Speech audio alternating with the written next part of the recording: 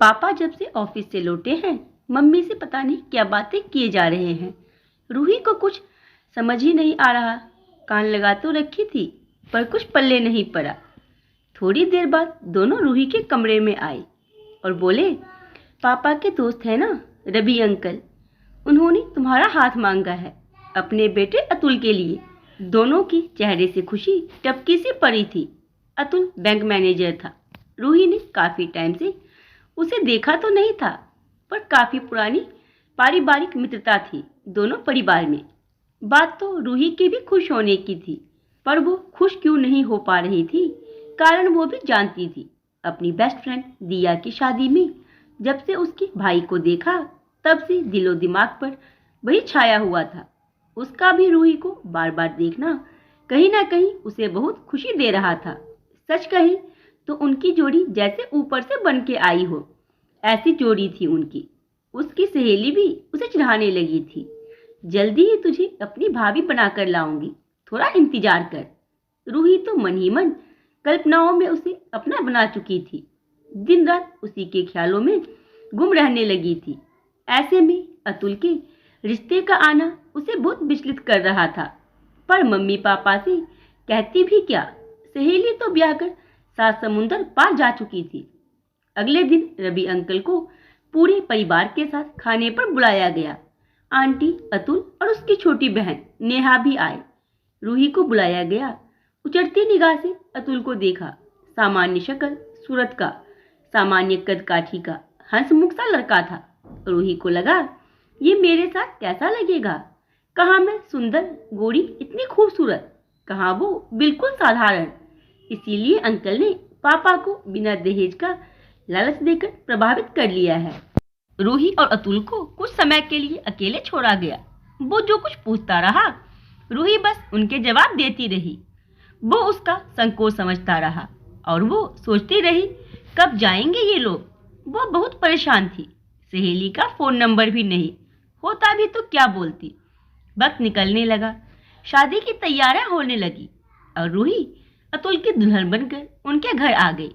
सभी रूही को बहुत प्यार करते, पर अभी भी वो अतुल की बराबरी अपने सहेली के भाई से करती और उसे हर बात में नीचा ही पाती। पर वो खुशी खुशी रूही के नखरे चिड़चिड़ाहट भी हंसकर बर्दाश्त कर लेता। वो पुणे आ गए, जहाँ अतुल की पोस्टिंग थी। अतुल ने बहुत प्यारा फ्लैट लिया था। सारी सुविधाओं से भरपूर घर था। मेड आकर घर का सारा काम कर जाती। रूही को कोई भी परेशानी नहीं थी। हर वीकेंड में वो घूमने शॉपिंग के लिए जाते। ऊपर से तो रूही खुश रहने की एक्टिंग करती, पर अंदर से वो खुश होकर भी पूरी तरह खुश नहीं रह पाती। वक्त गुजरा और रूही 2 नन्हे शैतानों की माँ बन गई। अब दिनचर्या थोड़ी व्यस्त रहने लगी, पर अतुल अभी भी वैसा ही था। हर काम में उसकी मदद करना, हर ख्वाहिश पूरी करना। वाकई बहुत अच्छा इंसान। रूही भी सोचने पर मजबूर हो जाती। एक दिन मम्मी का फोन आया। छोटे भाई की शादी थी। मम्मी ने थोड़ा जल्दी आने को कहा, जिससे उनकी थोड़ी मदद हो पाए। काफी समय से जा नहीं पाई थी, तो वो भी बहुत खुश होकर तैयारियों में जुट गई। भाई भाभी के लिए गिफ्ट, मम्मी पापा, सासू माँ, ससुर जी सबके लिए गिफ्ट लिए। अतुल ने खूब खुश होकर शानदार शॉपिंग करवाई।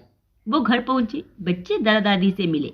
मम्मी जी ने कहा, अतुल, बहू को मम्मी पापा के घर ले जाओ, वहाँ ज्यादा जरूरत है बहू की। वो लोग बेकरारी से राह ताक रहे होंगे। वो घर पहुंची, सब बहुत खुश हुए। मम्मी सारी गिफ्ट दिखा रही थी जो नई बहू के लिए ली थी। सारा दिन बस इसी में निकल गया। शाम की फ्लाइट से अतुल चले गए। छुट्टियां कम थी तो शादी के समय ही आने वाले थे वो। रात को खाने के समय मम्मी ने बताया, तुम्हारी सहेली विदेश से आई है।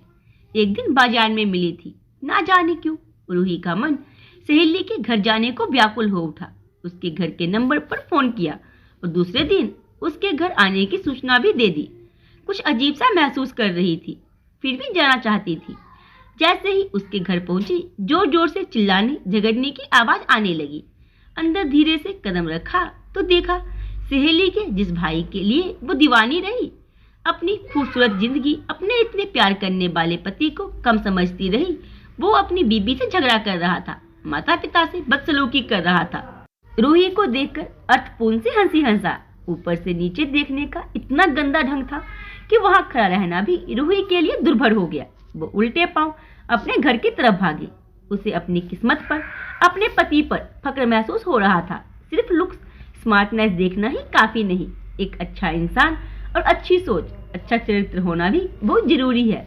ईश्वर के सामने खड़ी अपनी गलतियों की माफी मांग रही थी कि उन्होंने उसके साथ गलत होने से बचाया और अतुल जैसा समझदार पति दिया।